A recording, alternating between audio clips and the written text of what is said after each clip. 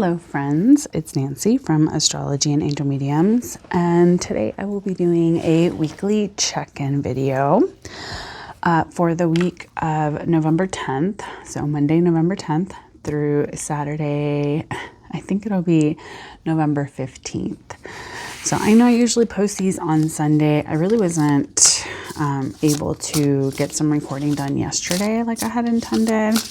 That's okay, because we're here now, we're doing what we can, and let's see what this week brings. Now, we did have Mercury stationing retrograde in Sagittarius yesterday, so maybe that's why I was feeling a little bit like too tired, too out of it to do anything.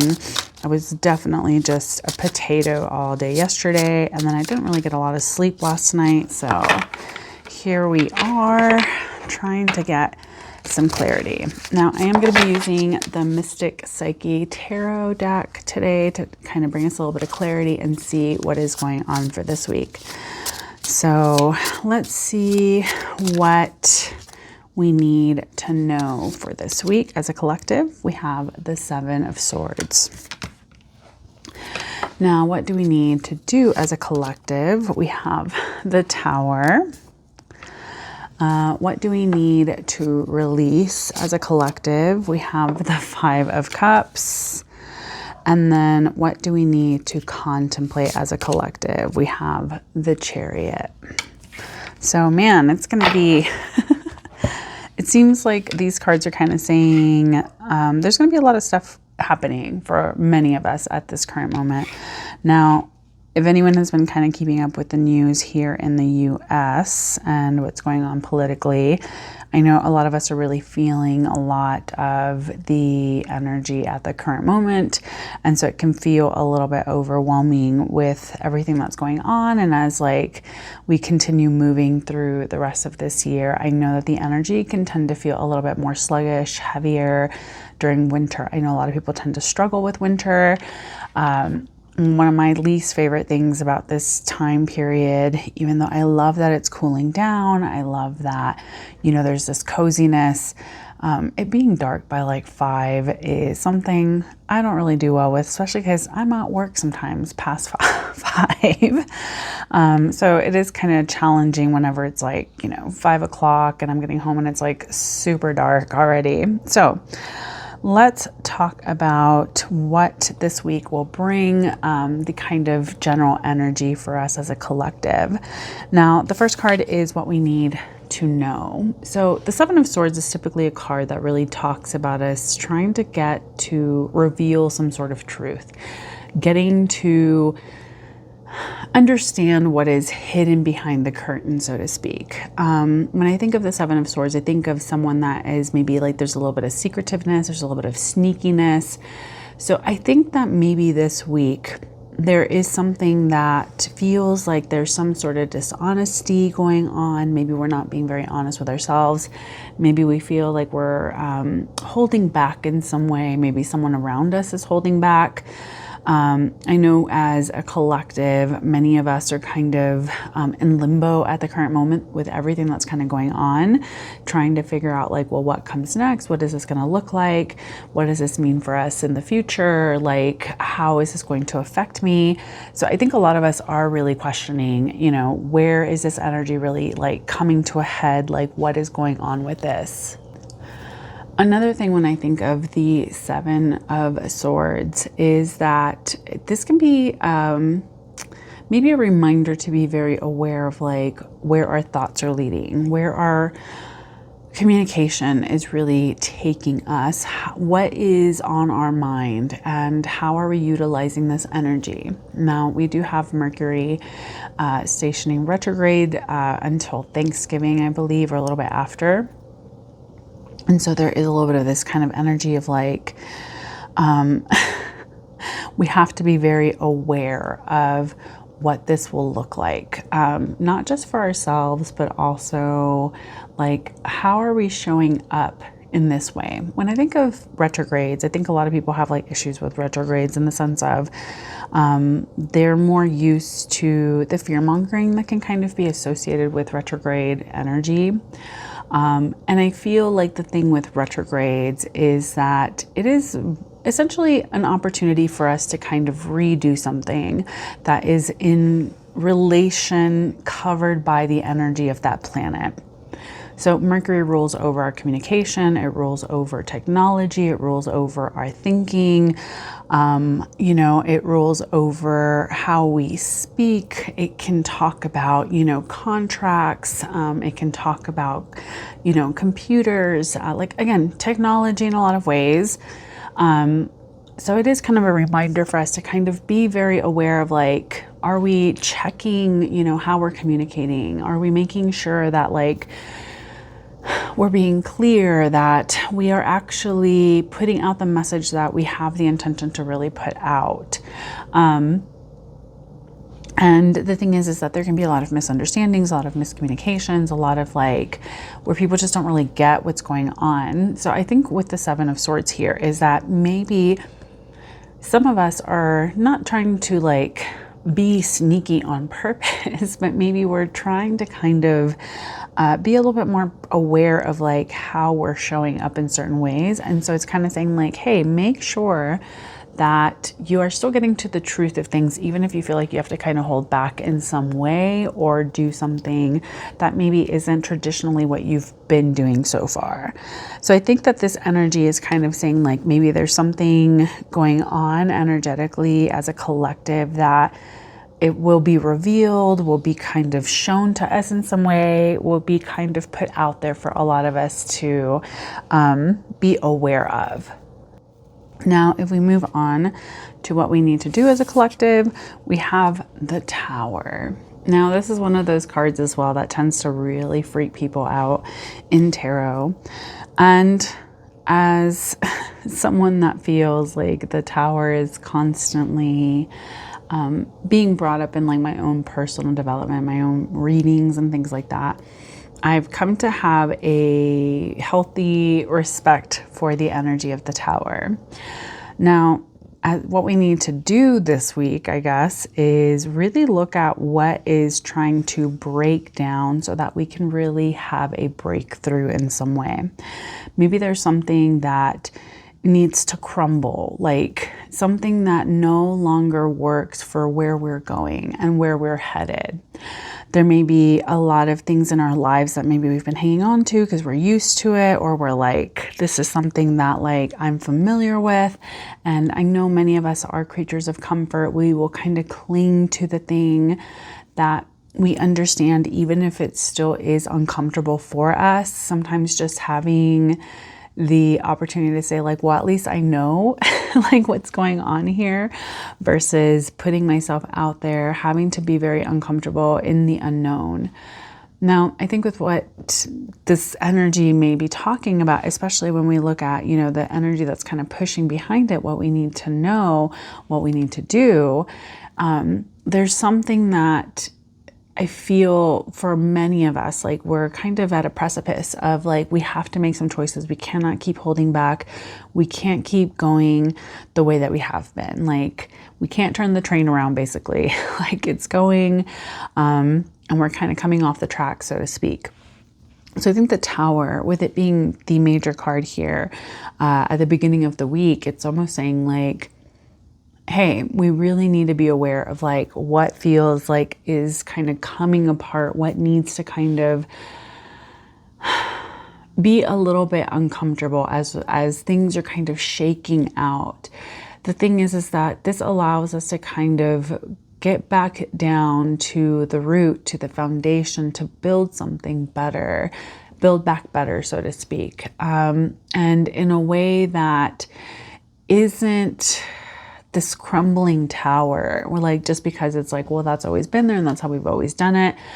This is definitely the card that kind of says what we need to do is kind of be okay with saying it doesn't matter if it doesn't go the way it always has gone. I do feel like this energy with what we need to do is that maybe we need to kind of take into account how are we showing up for the things that maybe are trying to kind of break away from us at this moment. Are we hanging on to what we're comfortable with? Are we trying to do something just because it's like what we're familiar with?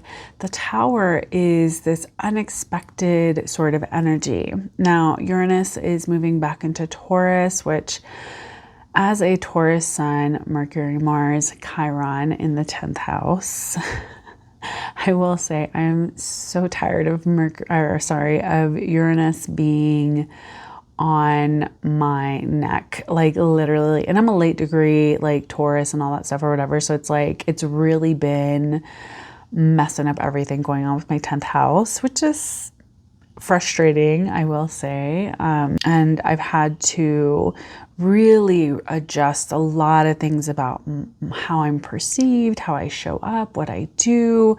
I mean, even just like from work. So I think the Tower here is kind of that same sort of energy. It's kind of saying like, hey, things aren't working. Like you have to change it up. And while I'm not going to say that, you know, things have been simple or easy, or it's always been like, you know, a clean transition, has not. I will say that it allowed me to really redefine what my foundation is in a lot of ways. And so I think that the Tower is kind of here saying, all right, it's time. We have to kind of get to the basics and figure out what is your foundation? What does that look like for you? How does that feel for you moving forward?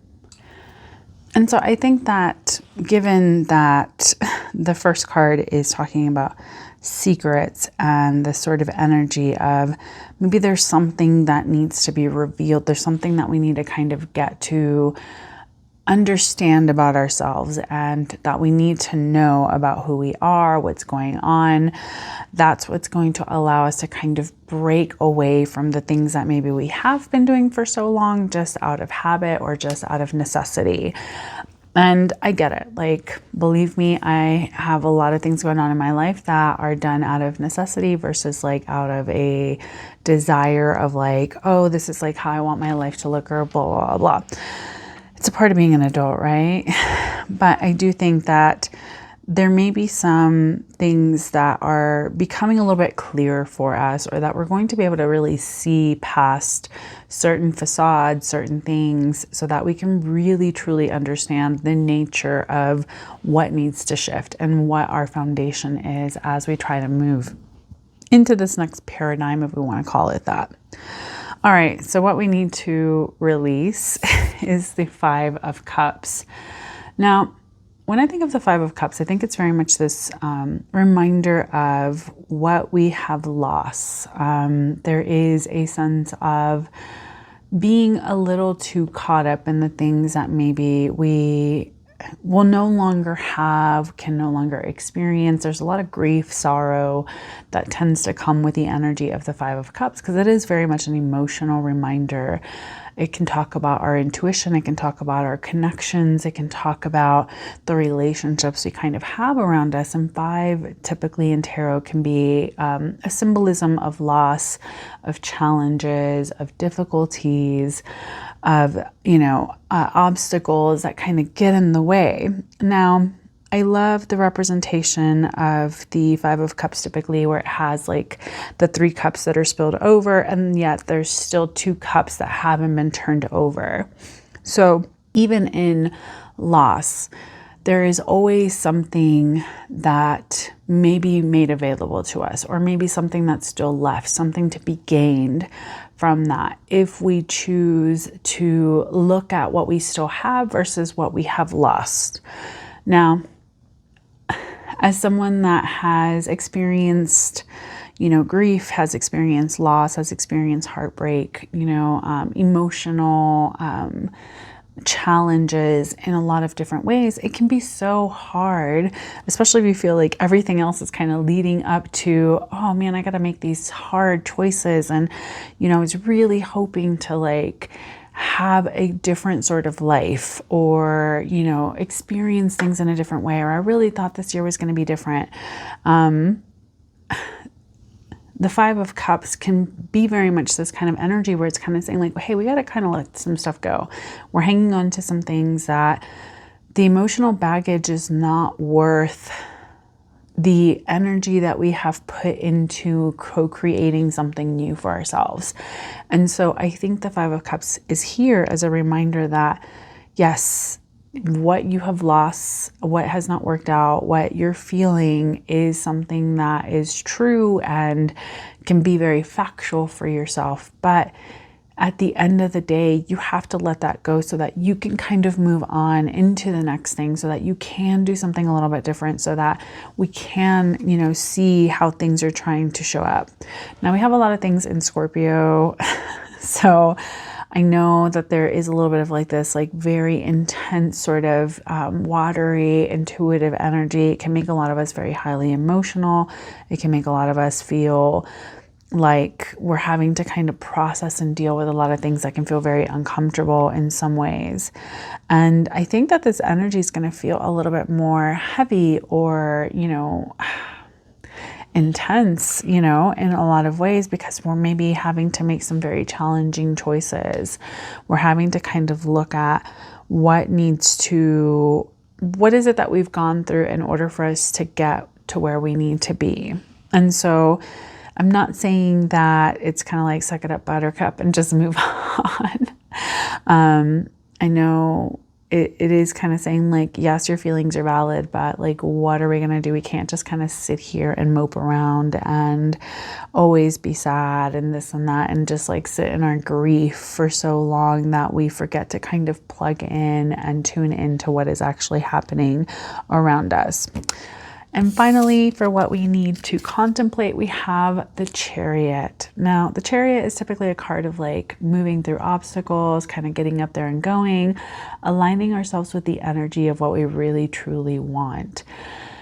And I think with what we need to contemplate, having the Chariot here, I think that it is kind of saying, all right, at the end of the day, what is it that you want your life to feel like for you? What is it that you have gone this long for? What is it that you've been pushing for all this time?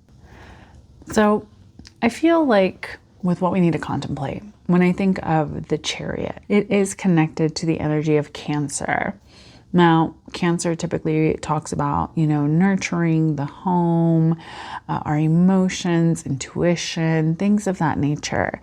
But I feel like there's this other aspect that we tend to forget when it comes to Cancer, is that hard shell, like the hardness, the protectiveness, the, desire to kind of go out into the world and do something a little bit different, like a crab, right?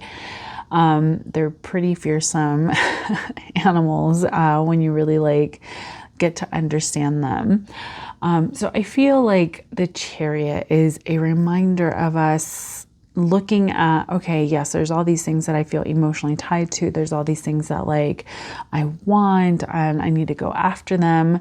But it's also understanding what we've already been through. So I think what we need to contemplate is like, okay, what have we been, like, where has all of this really been leading us?